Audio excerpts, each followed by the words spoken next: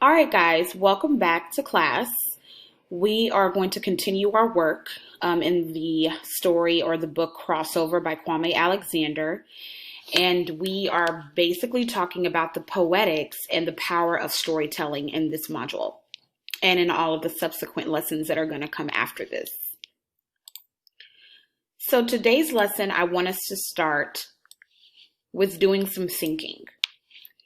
I want us to discuss these questions. Who is the main character in the crossover? And what do you know about his family members? Who is his family?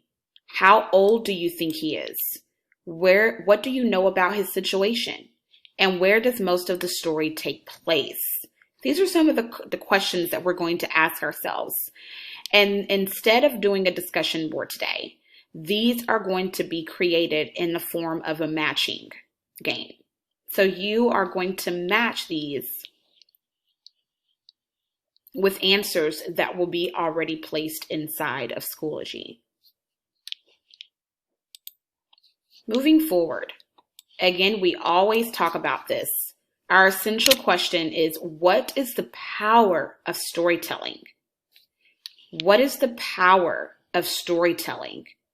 And our focusing question is, what shapes Josh Bell's sense of himself and the world? So let's continue to move on so that we can break these questions down and ultimately be able to answer them later on.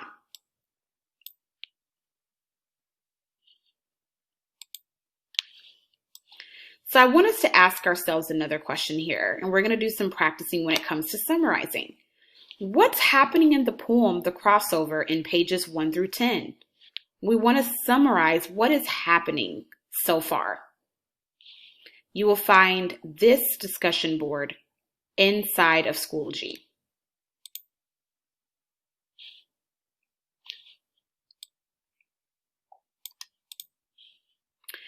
So, moving on, we're going to talk about something really important, and this is about listening goals.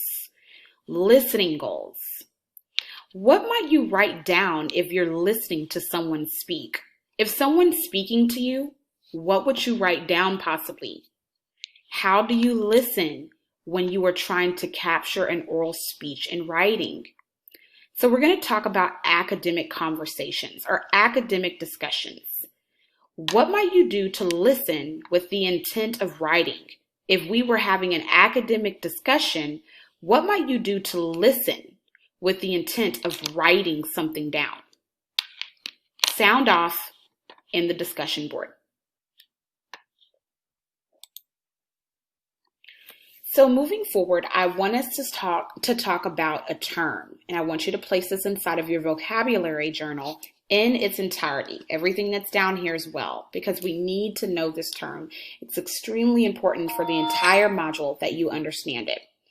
So the term that we're going to be talking about is sense of self. Sense of self. And what is a sense of self? Well, it's how a person defines herself or himself. Everyone has a sense of self. It's how you define who you are, how I view who I am, the ways I think of myself, not how other people think of me, my personal identity, my image of myself, or the person I believe I am. Please write these inside of your vocabulary journal to describe what sense of self means.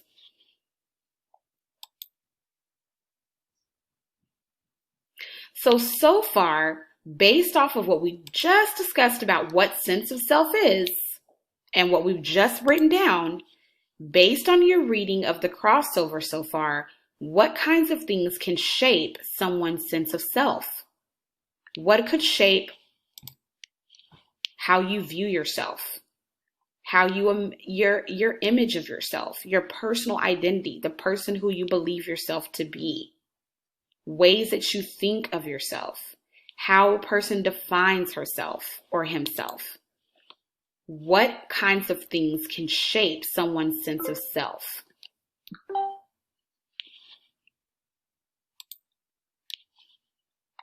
Why do you think experts study this question?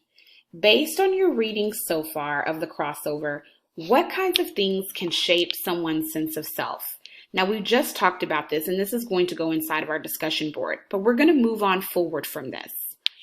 What can this poem tell us about why hair shapes Josh's sense of self? Or what does his hair tell us about him and how he feels about himself and the others around him? In order to be able to find out how hair shapes Josh's sense of self and what does his hair tell us about him or how he feels about himself and others around him, we first want to read pages 14 through 15, 5 Reasons I Have Locks. You are going to do the work for this on a document that I will provide for you that will be inside of Schoology. But first, I'm going to give you guys an example of what this should look like. The poem that I'm going to be using is a poem for my librarian, Miss Long. Now, we've all read this before in our first module, and so we should all be able to follow along with this. So here's an excerpt from a poem from my librarian, Miss Long. And the question that I want to ask is, what does her love of books tell us about how she feels about herself and the others around her? Now, for your assignment, you're going to be asking yourself, what does Josh's hair tell us about him and how he feels about himself and the others around him? But for this example, I have created a new question to go with this poem. And what does her love of books tell us about how she feels about herself and the others around her? So I chose this excerpt. And when I chose this excerpt, I read it briefly to myself. And I started thinking, well, she would go to the big library uptown, and I now know hat in hand to ask to borrow so that I might borrow. Probably they said something humiliating since Southern whites like to humiliate Southern blacks. But she nonetheless brought the books back, and I held them to my chest, close to my heart, and happily skipped away back to my grandmother's house, where I would sit on the front porch in a gray glider and dream of a world far away. So, the line that I want us to pay attention to or to look at is this line right here.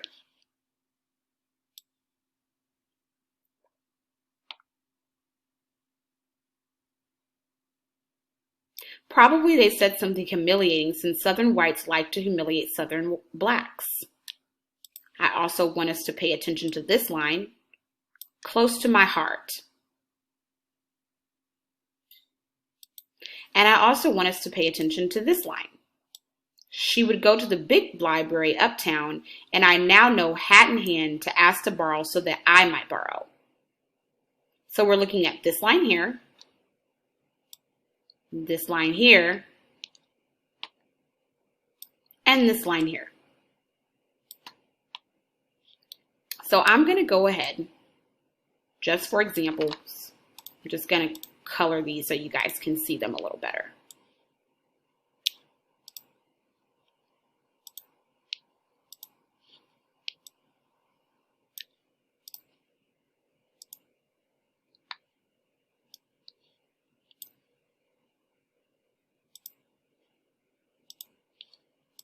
Okay, so now that I've made those into some different colors so we can really analyze, what do these lines tell me about her love of books and how she feels about herself and others around her? So one thing that I wrote down was that the librarian, she is very grateful for her.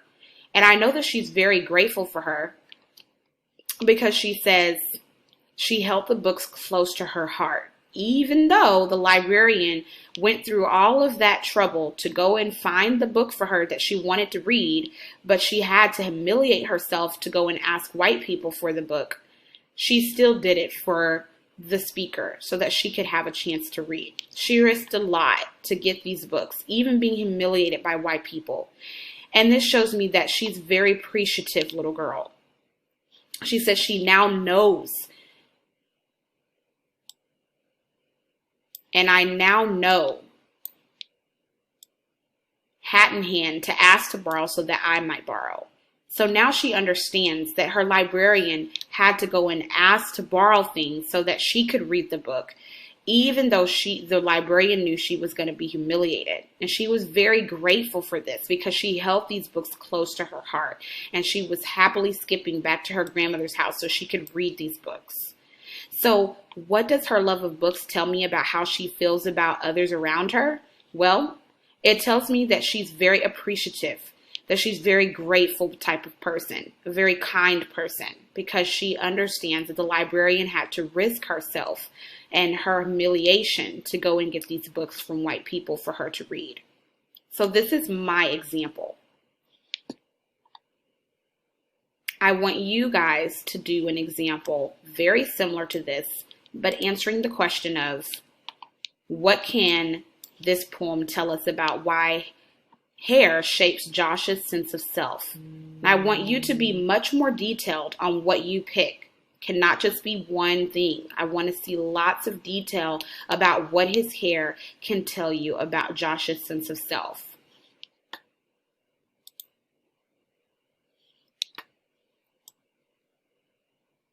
Once you guys have done this, you're going to summarize 5 things that shape Josh's sense of self. You're going to look at this on pages 14 through 15 and 5 reasons I have locks. Based on these pages, how does his hair shape his sense of self or who he is as a person? If you need to, you can stop here to go and complete these assignments. Again, if you need any help, I'm always in office hours to break things down for you. The office hour links are located inside of Schoology. All right, guys, so welcome back. So now we're going to do something a little different. We're going to create a basketball card. So you guys know sometimes people collect baseball cards or basketball cards. Well, today we are going to make our own. We are going to we're going to make or create a basketball card that has a 3 to 5 sentence biography, 1 quotation that shows an important aspect of the character, and a 3 to 5 sentence summary of the character's connections with other family members. So I did do an example for you. Mine's going to look a little different because it is going to be based off of the poem for my librarian, Mrs. Long. You never know what troubled girl needs a book. So here's my example.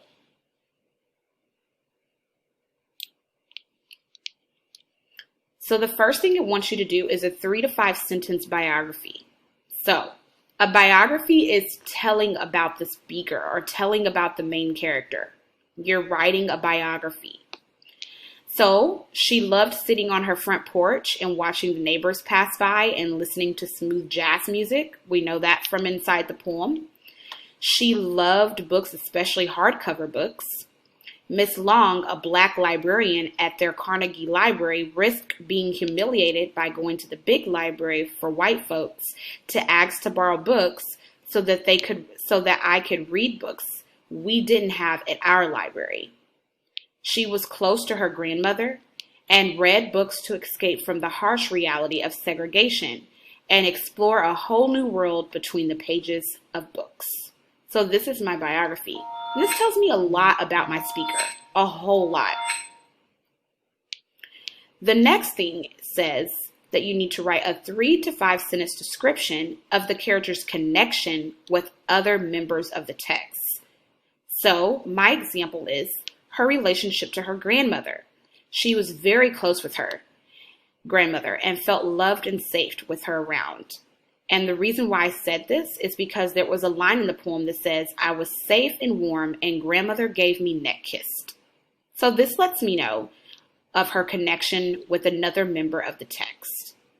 And then the quote that I chose says one well-chosen quote that shows an important aspect of the character.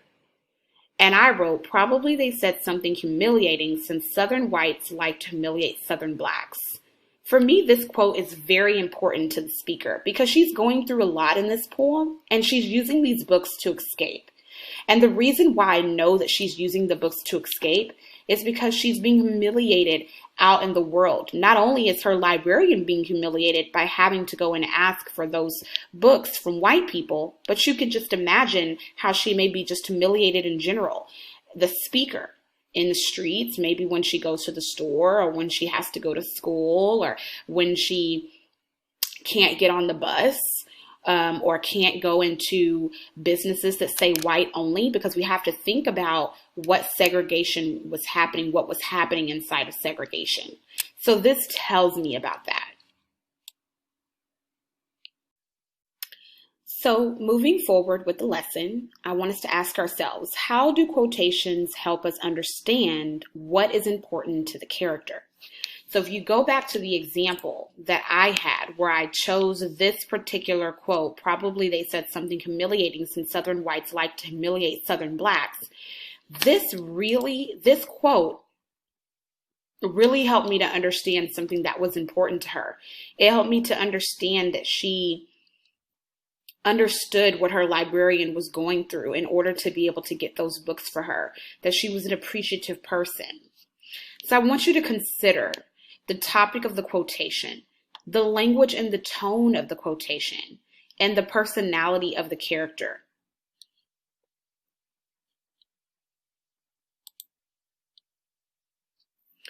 Express an understanding of Josh Bell's sense of self. So now we're really going to break down that term, sense of self, that we've talked about, this term here. So I want you to review your notes from this lesson. All of your discussion boards, all of your annotations, your basketball card, all of those things that we've worked on so far. And I want you to use these things to create a bulleted list. And a bulleted list is just like this with these bullets here. You're just going to be writing something by each bullet. The document will be inside of Schoology, where you will be able to fill in these things. So I want you to do this for me. I want you to tell me 3 things that Josh values in what you've read so far. I want you to give me 2 adjectives that describe Josh. And then I want you to give me 1 important thing that has happened to Josh in the crossover so far.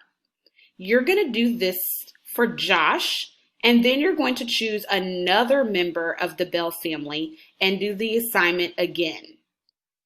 So if you're going to do it for his dad, you would put 3 things that his dad values, 2 adjectives that describe Josh's dad, and 1 important thing that has happened to Josh's dad in the crossover. So at the end of this, you should have 2 charts. 1 should be for Josh, and 1 should be for another member of the Bell family. In your response journal, I want you guys to answer this question for me. What's happening in the crossover so far? In 3 to 5 questions or sentences. How did we learn more about what's happening in crossover? Did we reread? Did we pay attention to something in particular? Did we do an instructional strategy to help us learn about what's happening inside of the crossover? So, for tonight's homework, I want you guys to read pages 37 through 62 of the crossover. This is very important that we keep up with our reading because we want to make sure that we're able to participate in the discussions and the assignments going forward. So you're going to read pages 37 through 62, excuse me, of the crossover.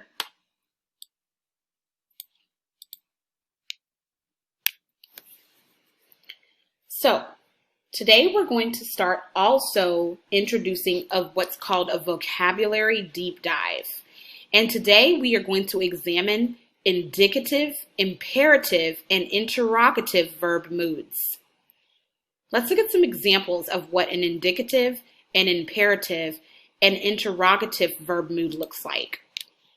So if I were to say, I need a pen, this is indicative. It's creating a statement. If I was to say, hey, give me a pen, this would be imperative. And if I said, can I borrow a pen? This would be interrogative. So these are our 3 verb moods. So when you use indicative, this expresses or indicates a fact or an opinion, and it adds a detail or describes what happens. So some examples of indicative is at the top of the key, I'm moving and grooving, popping and rocking. These are expressing or a fact. The fact is he's moving and grooving. The fact is that he's at the top of the key. The fact is that he's popping and rocking. So these are all indicative examples. Imperative is where it expresses or states a command. Subject is implied you. So, man, take this thumping. So when I say, man, take this thumping, that implies you, that I'm talking to you or to whoever I'm talking to. And I'm expressing a command. I'm telling you to do something. And interrogative is expresses or asks a question, inverts the subject-verb order. Why you bumping? This expresses or asks a question. Why you bumping? All of these examples are on page 3, and you see that here. So for your activity for homework today, and you're going to share your sentences inside of an assessment that I've built inside of Schoology. You are going to use the poem 6 through 7, on pages 6 through 7, How I Got My Nickname.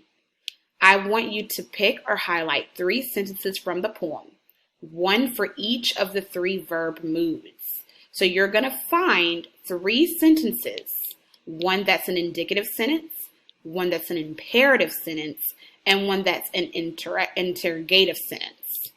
And you're going to find these in 6 through 7. And then you're going to rewrite each of those sentences that you found in a different verb mood. So if you find an indicative sentence, you're going to rewrite that sentence as either an imperative or an interrogative. If you find an imperative sentence, then you're going to rewrite it as an indicative or an interrogative sentence. And if you find an interrogative sentence, you will rewrite it as an indicative or an imperative. Please share what you've written. Share the sentence first, the way it was, and then the new verb mood after you've changed it inside of Schoology. You will see that assignment labeled inside of Schoology for submission. All right, that's it for today. Again, if you guys have any questions, office hours are always available for me to assist you in any of these activities that we have going on. See you tomorrow.